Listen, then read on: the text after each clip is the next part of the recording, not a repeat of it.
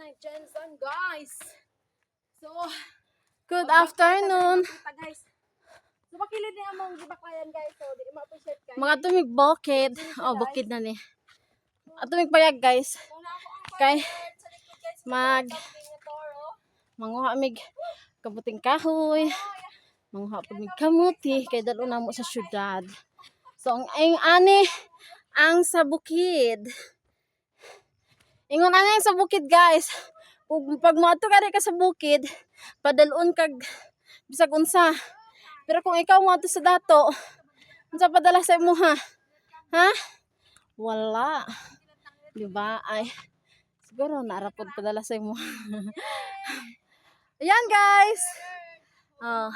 Pag moadto ka sa bukid, daghan padala sa imuha. Ing ani ang bukid. Kung moadto ka sa mga mahirap, diba? Guys, kapoy kayo. Si Father nagdalag nagdalag kambing. Dala dira nimo? Kami sa mga lifetime dapita, guys. So, sa mga Kid kay ni guys, oy. Among dalan. Oh, mga lubi na dito, guys. Ang lubi. Una pang. Kay bunalo na mo ang lubot imong kambing. Lagi yung paligid dito dapita, guys. Baligya? Nga naman daw. So, akong sister nag-video po siya yan. Nagtawag si nanay. Papa rin Milben. Pa, ihigot na ni Budra. Di na siya maun sa pang, murag bakilid kayo. So, Eh. nandito tayong view na rin dapita, guys, oh. Mas nandito ito kung pinakaduluan. Guys, buta na mo dra ang kambing. Kuan lang unya. Hey. Bye. See you later. Ara akong yan si father-in-law, guys. Father-in-law.